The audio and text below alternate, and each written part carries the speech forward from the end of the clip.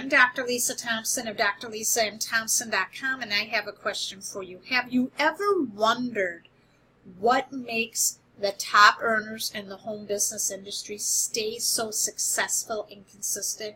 Why is it that they thrive while 97% of other home business owners fail to get off the ground? Well, pay close attention, because in this video we're going to break down the 10 traits of the top earners in the home business industry. I learned this from reading Grant Cardone's book, Sell or Be Sold. If you do not have this book, I really recommend that you pick up a copy of the book. It's got a lot of great practical tips, and I also recommend that you follow Grant on his YouTube channel and really watch his Thursday show he does with his Vice President, Jared Bland. They really focus on the whole sales process on Thursdays on his Young Hustlers show, because they show you really practical tips of how to get better results. So what he did is, in the book, he talks about 10 traits of top salespeople. And as I read through that, it also applies to those in the home business field. So let's talk about them. Willing to be told no. People who are top earners, they understand that no does not mean that it's no to them. No means that the timing may not be right. And so they're willing to understand that. There's a book that I really recommend that if you really want to understand no, is from Ray Higdon, called Go for No for Network Marketers. It's absolutely phenomenal. Ray became one of the top earners by going for 20 no's a day. And he switched that. Instead of the yeses, he went for the no's. And there's a psychology behind that. So I really recommend you also go and pick up that book. Number 2, they ask for the sale regardless. They're always closing. One of the biggest reasons people don't make money is they don't ask for the sale. This was something that I really struggled with. And so what they do is, closing always begins at the beginning to see if they're open to looking at your product, service, or business. And the close means is, even if they say no, timing isn't right to become a customer or to become a rep, what they do as part of asking for the sale is they get them on their email list, their newsletter, to follow up with them. Because a lot of times it takes, on average, for somebody at least 7 exposures, 7 touches, so before they make a decision of whether to buy your product or join your team. So it's really important that they follow up. Listening selectively. This means they always are looking to see what is the story behind the story, especially if objections are arising.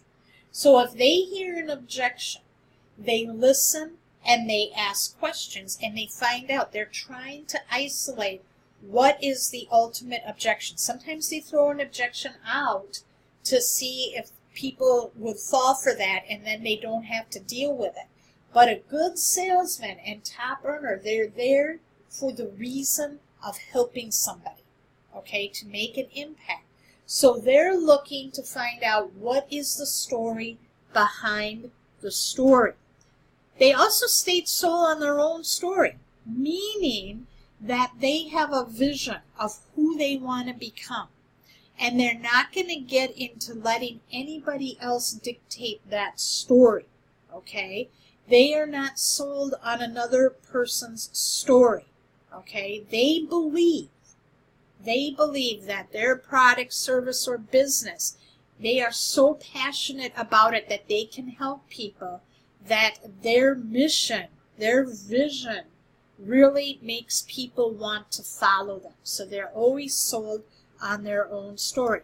They also ask lots of questions, They are always looking to find out, what is it that we're missing? If there's some hesitancy in the follow-up process of why they're not becoming a customer or a rep, they're trying to find the unspoken objection. Grant says the deadliest objection is the unspoken one. And so a lot of times you have to get to that unspoken objection is by asking questions. And more importantly, you're getting answers to questions by listening. Listening. And what you see the top earners do, and Grant does this too, is they take out a notepad. And when they're talking with people, they're writing down. They are taking notes. They're finding out where does the objection occur in the follow-up process so that they are better prepared at handling it. They're listening to see what the person says. And what the key is a lot of times using silence to their advantage. And the way that they do that, Ray Higdon teaches this in a follow-up. So in a follow-up, if you are approaching someone and you say, did you watch the video to the opportunity? And they say, yeah, I did. Great. What did you like best about it? Having them tell you what they liked. And then you would say, great, sounds to me like you're ready to join.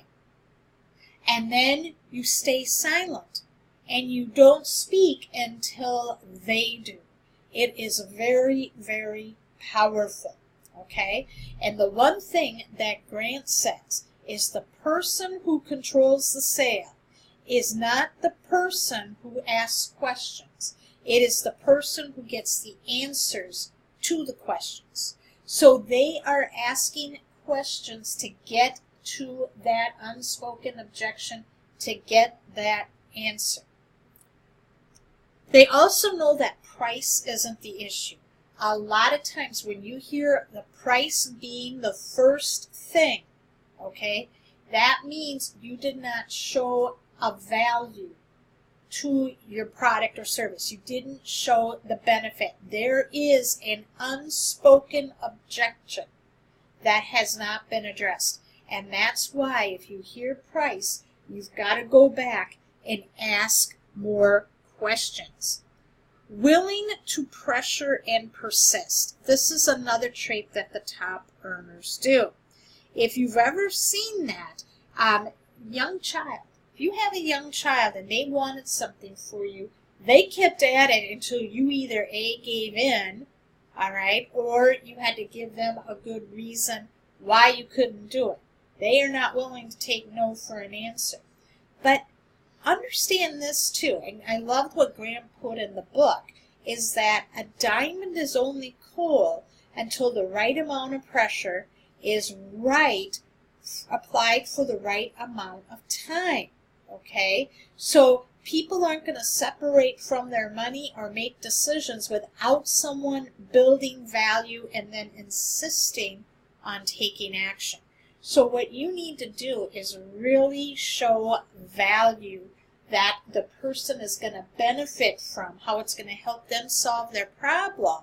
Okay, people aren't interested in the drill. They want to dig a hole. That's why they're buying the drill. So you have got to be selling the benefits and the value. And if people see the value, they are going to buy. Think about this. People will go and they will buy the latest iPhone because they know what the benefit of the iPhone is going to do for them. Even if their money's in a tight economy, people are still going to buy iPhones. They believe selling is a good thing. Selling is a noble profession, okay? And it's not just about selling products. It's about selling ideas. It's about influence. And so what top earners realize is what they're doing is they are out for an impact. They are looking to build a platform of maximum impact to serve people and to show them what's possible, because they have a vision of who they want to become. It's not about the money. Most people will follow those who have a powerful vision of knowing who they are, what they stand for, who they're fighting for, and where they're going.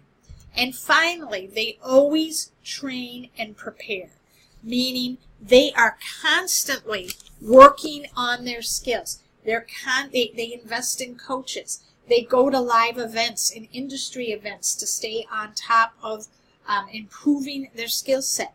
They read constantly. They are reading books on leadership, business, and skill development, and on sales development.